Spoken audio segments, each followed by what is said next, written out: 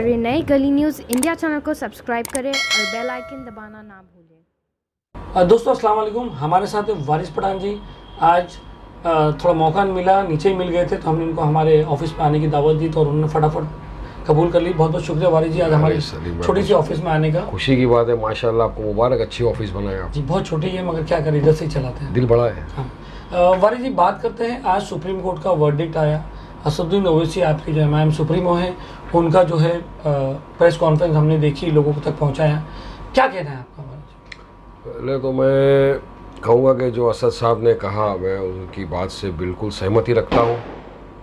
Supreme court का judgement आया, मैं अपनी तरफ से कहूँ तो मैं सुप्रीम कोर्ट की हमेशा से सम्मान करता था, करता हूँ, करता रहूँगा। मगर जो जजमेंट आया, इससे मैं सेटिस्फाई नहीं हूँ। और मैं all India Muslim personal law board की जो ओपिनियन है, मैं उससे एग्री करता हूँ कि इस जजमेंट में बहुत सारी कॉन्ट्रडिक्शन है। पढ़ने के बाद पता चलना चाहिए कि क्या क्या चीज़ें हैं उसमें। 1045 पेज का जजमेंट है तो रिव्यू में जाना चाहिए, नहीं जाना चाहिए। जजमेंट में कुछ चीज़ें ऐसी है जो मैं ऊपर से जो देखा है तो समझ में आया, जिसमें जजिस ने ऑब्ज़र्व किया है कि 1992 6 दिसंबर को जो बाबरी मस्जिद को शहीद किया गया था वो इलीगल था, गैर कानूनी था। उसमें जजिस ने ये भी माना है कि 1949 में जो मूर्तियां रखी थी वो भी इलीगल है, गैर कानूनी है। अब ये सब चीज़ को मानते हुए जब जजमेंट आया है तो कहीं ना कहीं ऐसा लगता है कि इसको पूरी तरह से स्टडी करके, और मुस्लिम पर्सनल लॉ बोर्ड ने जैसा पूरी टीम तैयार किया, काफ़ी मेहनत किया उन लोगों ने, मैं उनका शुक्रिया अदा करता हूँ। और बहुत मेहनत से उन्होंने काम किया, तो वो डिसीजन लेंगे। तो मेरी एज अ लॉयर भी राय ये है कि पढ़ने के बाद डिसीजन लिया जाए। अगर रिव्यू में जाना है तो जाना चाहिए, अगर लगता है तो। और उस जजमेंट में कहीं ये कहा है कि 5 एकड़ लैंड जो है वो मुसलमानों को दिया जाए मस्जिद बनाने के लिए। वो मुझे सही नहीं लगा। वो मेरी निजी राय ये है कि मैं समझता हूँ हिंदुस्तान में ऐसे गैरतमंद मुसलमान है, यूपी, मुंबई, हर जगह, जो चाहे तो 10 एकड़ लैंड भी खरीद के मस्जिद बना सकते हैं। ये हमारे हक की लड़ाई थी, हक की लड़ाई थी। मगर कहीं ना कहीं ऐसा लग रहा है कि जजमेंट जो है फेथ की बुनियाद पे हुआ, नहीं कि फैक्ट की बुनियाद पे दिया गया।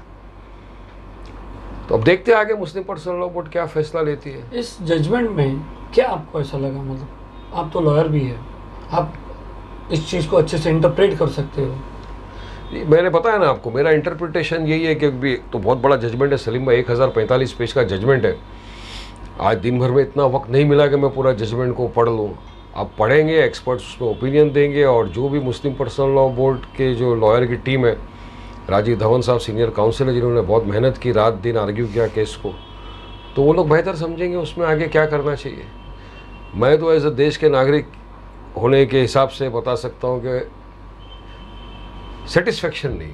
जैसा मुस्लिम पर्सनल लॉ बोर्ड ने भी कहा कि वी आर नॉट सेटिस्फाइड, तो मुझे भी लगता है कि सेटिस्फेक्शन नहीं। ये तो अगर सब उनके खिलाफ भी आता, जैसे आपको ये होता, तो वो भी सेटिस्फाई नहीं होता। कहीं ना कहीं एक जन को तो सेटिस्फाई नहीं होना है इस केस में। सुप्रीम कोर्ट ने जो उनका अधिकार है आर्टिकल 142 के तहत उसको वापरा है, जो बहुत ही आर्टिकल 142 मतलब क्या है? मतलब एक्स्ट्रा ऑर्डिनरी जुरिसडिक्शन जो होता है, उसको सुप्रीम कोर्ट ने इस्तेमाल किया, और टाइटल सूट था। क्या जरूरत पड़ी मतलब सुप्रीम कोर्ट को आर्टिकल 142 इस्तेमाल करने की? भी सुप्रीम कोर्ट के 5 वरिष्ठ जज है, उनके बारे में कुछ भी टिप्पणी गलत करना तो उचित नहीं होगा, क्योंकि मैं लॉयर भी हूँ। लेकिन संविधान ने मुझे, आपको, हम सबको राइट दिया है कि अगर हम किसी चीज़ से सेटिस्फाई नहीं है या हमको लगता है हमारा ओपिनियन में डिफरेंस है, तो हम अपनी बात रख सकते हैं। किसी को क्रिटिसाइज़ नहीं करते, मगर संविधान के दायरे में रहकर हमको अपनी बात रखने का पूरा अधिकार है, क्योंकि हम डेमोक्रेसी में रहते हैं, संविधान को मानते हैं। तो उसी संविधान के ज़रिए मैं अपनी बात रख रहा हूँ कि मुझे लगता है कि कहीं ना कहीं मुझे सेटिस्फेक्शन नहीं मिल रहा है। और काफ़ी लोगों की राय यही है, कुछ लोगों का और हमारा भी ये मानना है कि ये पूरी फसाद की जो जड़ है ये कांग्रेस। अगर कांग्रेस के आज स्पोक्स पर्सन के आप बयानबाजी देखो तो मुझे बड़ी शर्म और बड़ी गैरत वाली बात। क्या बयान दिया उन्होंने? यही जजमेंट के ऊपर उन्होंने कहा, तुम्हारे ही राज में बाबरी मस्जिद का ताला खुला। तुम्हारे ही राज में इतनी सारी चीज़ें, अगर तुमने सुप्रीम कोर्ट के ऑर्डर को बराबर इम्प्लीमेंट किया होता तो आज ये नौबत नहीं आती। आज अगर वहाँ पर मस्जिद होती तो सुप्रीम कोर्ट क्या फैसला करता? आज मस्जिद नहीं है, शहीद कर दिया गया, इसीलिए आया ना। और अब मैं पूछना चाहता हूँ नरेंद्र मोदी साहब से और बीजेपी, विश्व हिंदू परिषद, इनसे कि जो लोगों ने 6 दिसंबर 1992 के दिन बाबरी मस्जिद को शहीद किया, उन आरोपियों का कब तक फैसला करेंगे? वो तो आज बाहर घूम रहे। 6 दिसंबर 1992 इंडिया की हिस्ट्री में एक ब्लैक डे था, जिस दिन हमारी सेक्युलर फैब्रिक का खात्मा किया गया था। अब उन लोगों के बारे में सरकार कब फैसला लेगी और कब उनको सलाखों के पीछे डाला जाएगा जल्द से जल्द? मेरा ये भी पूछना है सरकार से, सवाल है मेरा। तो ये जो आज ऑर्डर आया, तो ये जो केस चल रहा है, जो डेमोलिशन का केस है, क्रिमिनल का कॉन्स्पिरेसी का केस चल रहा है, हाँ? तो उस पर कुछ इफेक्ट है कि डिमोलिशन होने के बाद तो उन पे केस हुआ, तो उन पे सज़ा होनी चाहिए। अब ये भी बोल सकते हैं हम कि ये जो है, अब इस जजमेंट को यूज़ करके विश्व हिंदू परिषद, आरएसएस, बीजेपी का तो हमेशा से एजेंडा रहा है कि हमको इस देश को हिंदू राष्ट्र बनाना है। अब वो इस जजमेंट के ज़रिए से काशी मथुरा में जो मस्जिद है वहाँ भी यूज़ कर सकते, लखनऊ में मस्जिद है वहाँ भी यूज़ कर सकते हैं। तो वो अपने एजेंडा के लिए, जैसा एनआरसी कराया, तो ये सब चीज़ एक ऐसा दिखाई जा रहा है, देश का माहौल हिंदुत्व की तरफ जाता हुआ दिख रहा है मुझको। भाई जी, अभी आप सब जगह घूम रहे हो, कल ईद मिलाद का त्यौहार है, क्या रिएक्शन लग रहा है पब्लिक का? सबसे पहले तो मैं अपनी जानिब से तमाम देशवासियों को और दुनिया भर के लोगों को ईद मिलादुन्नबी की पुरखुलूस मुबारकबाद पेश करता हूँ। अल्लाह सुब्हाना ताला सबको अमन शांति में रखे, हमारे देश में अमन शांति बहाल रहे, ऐसी दुआ करता हूँ। मैं माहौल अभी देख कर आया सब जगह, तो काफ़ी लोगों के अंदर खुशी है, लोग बना रहे हैं, ईद मिलाद है। कल जुलूस भी निकलेगा, जुलूस में भी हम शरीक होंगे।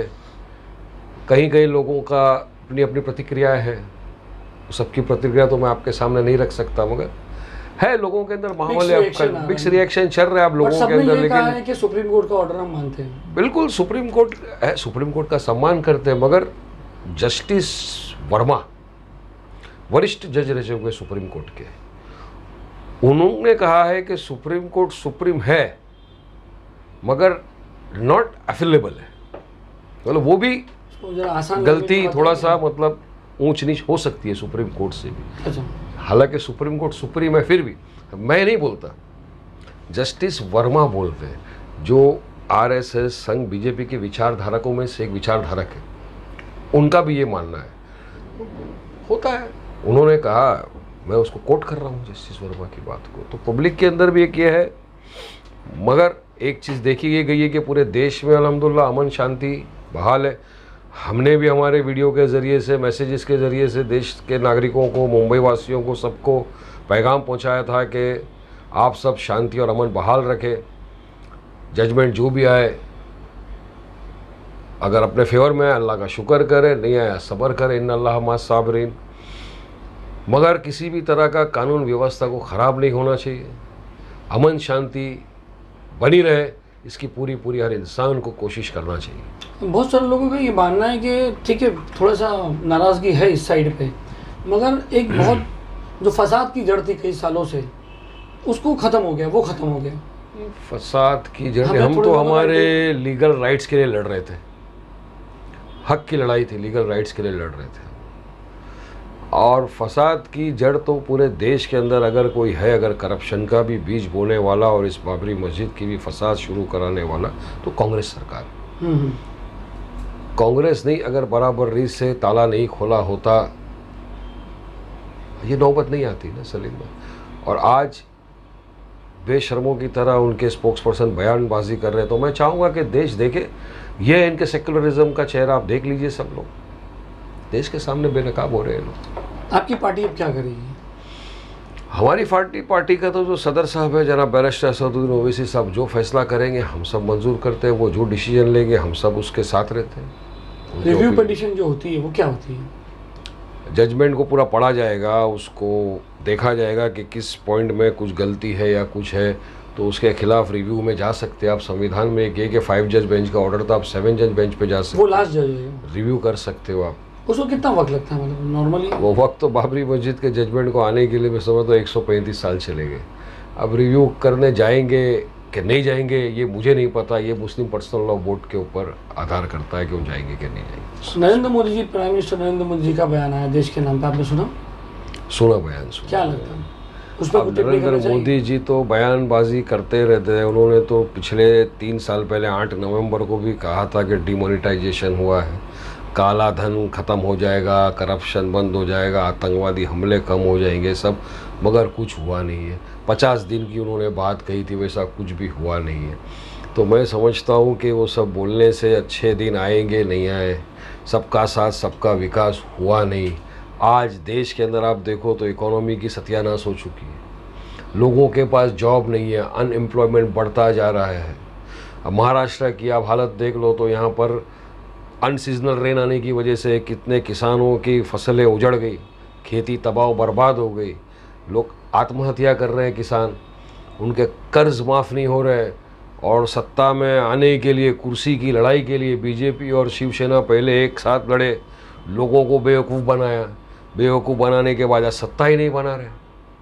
तो देखिए ना, देश का माहौल, राज्य का माहौल, ये सब तो बीजेपी के राज में हो रहा है। तो उनका बोलना कुछ, करना कुछ, दिखता कुछ है। कहीं ना कहीं लोगों के अंदर आक्रोश है, गुस्सा है। चलिए, सुप्रीम कोर्ट के फैसले के बाद क्या संदेश देना चाहोगे आप दोनों पार्टी का? आप अपना एक संदेश मैं तो जो बोलना था बोल दिया। मैं यही कहूँगा कि बस अमन शांति मेंटेन रखिए, कोई ऐसी चीज़ ना करिए जिससे आपस में तनाव पैदा हो, किसी के रिलीजियस सेंटीमेंट को हर्ट मत करिए, और जो भी वरिष्ठ लॉयर्स मुस्लिम पर्सनल लॉ बोर्ड के डिसाइड करें उनके साथ सहमति रखना चाहिए। बाबरी मस्जिद का मुद्दा ख़त्म, मतलब जहाँ तक कि अभी ख़त्म हो गया फैसला, एमआईएम जो है आपकी पार्टी हमेशा उस मुद्दे को लेकर आगे चलती थी। नहीं, एमआईएम ने हर वो मुद्दे उठाए हैं जो माइनॉरिटी से रिलेटेड है। जहाँ हक की लड़ाई है वहाँ एमआईएम ही तो लड़ी है ना। मॉब लिंचिंग पर भी एमआईएम ने आवाज़ उठाई है। इखलाक को देख लो, पहलू खान को देख लो, हर जगह तो हमने आवाज़ उठाई। आज भी अगर हक के लिए कोई बोल रहा है तो बैरिस्टर असदुद्दीन ओवैसी साहब ही बोल रहे हैं ना। तो हम तो मजलूमों के, मुसलमानों के, दलितों की हक की लड़ाई लड़ते थे, लड़ते रहेंगे। ये लड़ाई तो बंद नहीं होगी। देखो, विश्व हिंदू परिषद, बजरंग दल कितना भी चाले कि हमारे महान देश को हिंदू राष्ट्र बना ले, इंशाल्लाह नहीं बना सकेंगे वो लोग। हम लोग लड़ते रहेंगे। और डेमोक्रेसी का तो ये ना, एग्री टू डिसएग्री। मुझे आपकी बात पसंद नहीं है, आइडियोलॉजिकल फाइट है तो कभी इंशाल्लाह ख़त्म नहीं होगी। लड़ेंगे, हक की लड़ाई है, लड़ेंगे। बहुत बहुत शुक्रिया भरत जी।